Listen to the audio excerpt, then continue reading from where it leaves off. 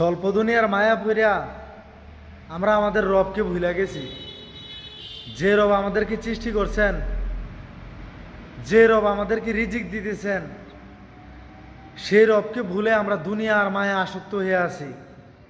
শুধু আমরা একটা জিনিস মনে রাখতে হইব, যে দুনিয়াটা হচ্ছে স্বল্প সময়ের জন্য। এই দুনিয়াটা আমরা বেশি দিন থাকবো না। এটা হচ্ছে একটা পরীক্ষার কেন্দ্রস্থল।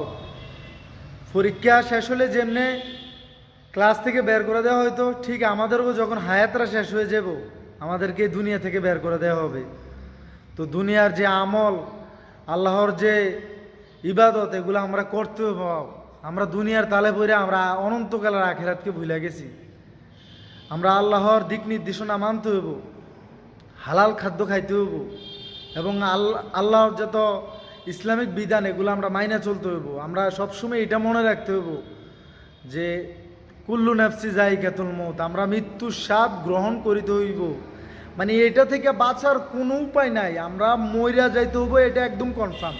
শুধু চোখটা বন্ধ করে একটু ভাবেন তো, যে আজকে আছেন আপনি, কালকে নাই। আপনি মরে গেছেন, কোনো কিছু আসা যায় দুনিয়ার কারো? কোনো কিছু আসা যাবে না। আপনাকে নিয়ে মাটির নিচে তো রেখে দিয়ে আসবো। তো হিসাব দিতে হবে কার কাছে? আল্লাহর কাছে। দয়া করে আমরা সবাই, আমি পর্যন্ত, আমরা দুনিয়ার মায়া আসক্ত। আমরা একটু পরকালের কথা চিন্তা করব, আল্লাহর শাস্তির বিধানের কথা চিন্তা করব, জান্নাত জাহান্নামের কথা চিন্তা করব। আল্লাহ হাফেজ।